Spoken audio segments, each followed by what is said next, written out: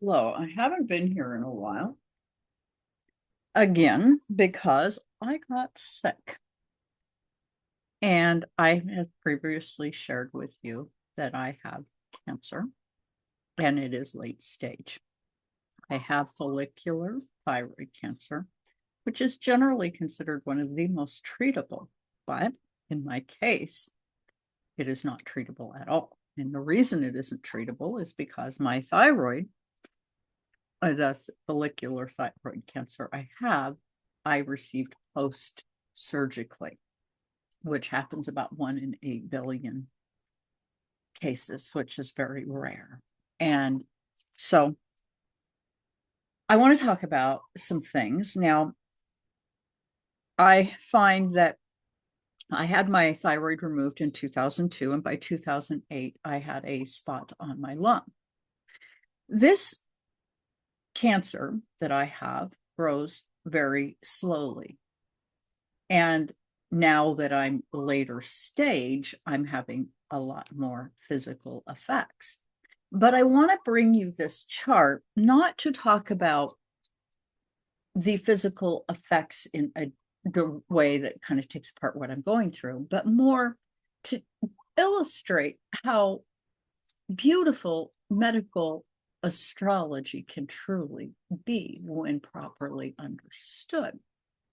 So you see that we have the moon in Virgo in the 12th house, where I'm talking about something that is kind of institutionalized. It's kind of what you would think of as hospitalization, late stage surgeries, needing care. All of this is going to be the domain of the 12th house. And I happen to be a Leo sun. So I'm telling you, I'm using my Mars to assert and explain to you what I am physically going through.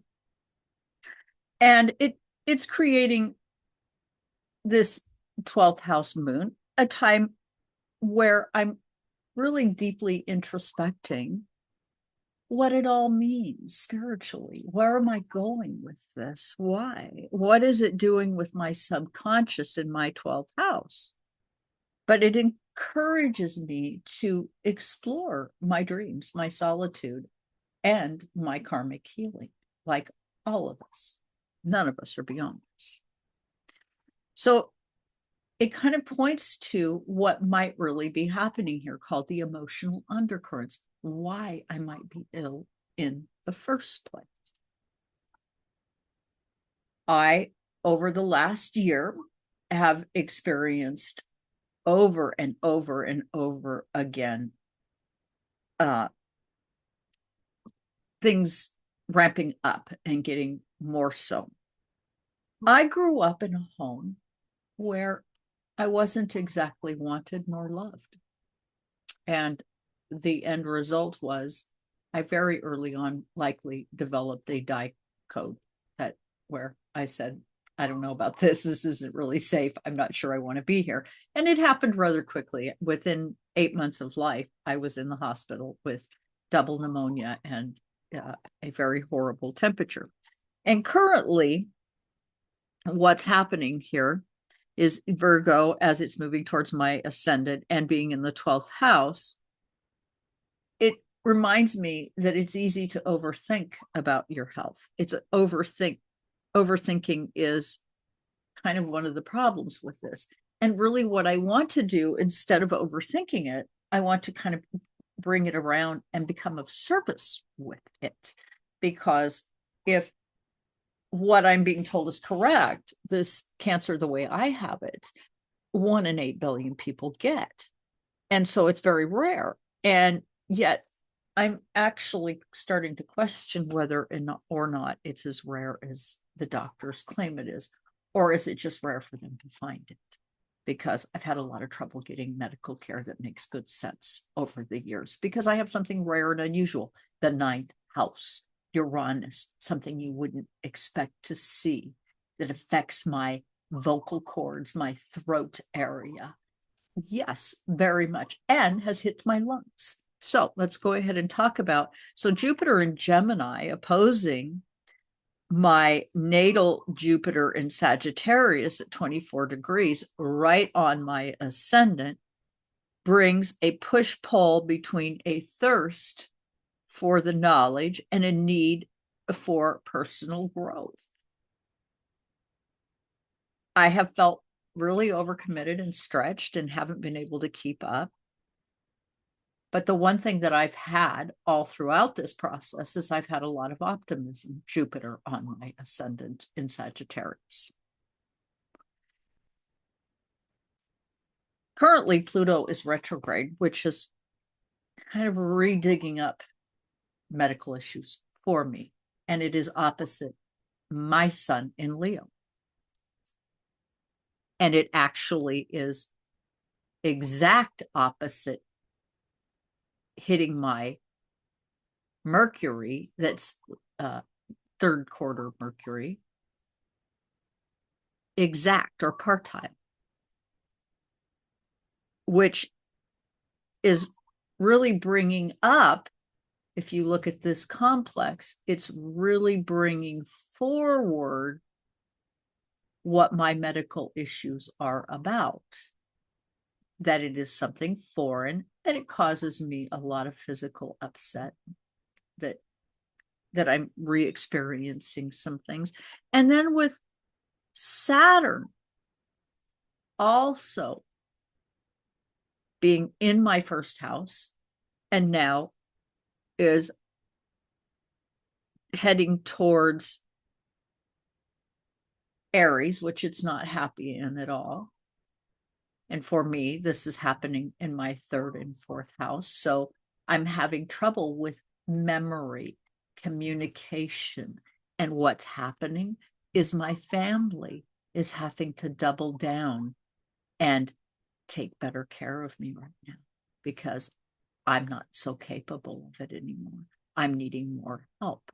So with Saturn opposite, I feel heavy, but I also have the discipline to manage and set boundaries.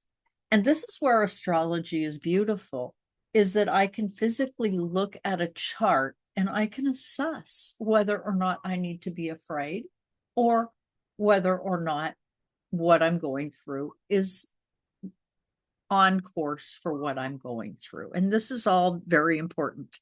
So how has this affected me? Well, I have gone, obviously having cancer has done some pretty major things to me.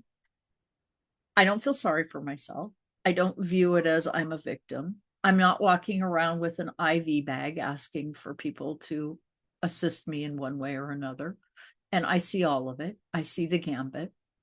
And honestly, people with cancer have a racket, and we all let it happen because we feel sorry for them or we're uncomfortable, but we're not asking the right questions. And I'm not trying to say that people with cancer bring this upon themselves exactly. But we do come to life with these agreements that we have. And in my case, why did I come to life with this particular agreement? Well, likely it was to help me gain a spiritual perspective with proper discipline so that I could be a part of something transforming and right for me now. And where does my transformation happen according to my chart? Well, the moon governs my 8th house. It's happening all in honor of transformation of the deepest kind. Okay, so all of this, the moon in the 12th house, has created a lot of tension for me. And I've really had to ask myself to grow up and assess, as I've had people say, oh, well, you can't possibly be having late stage cancer because you're not walking around with an IV bag and you're not doing this and you're not doing that.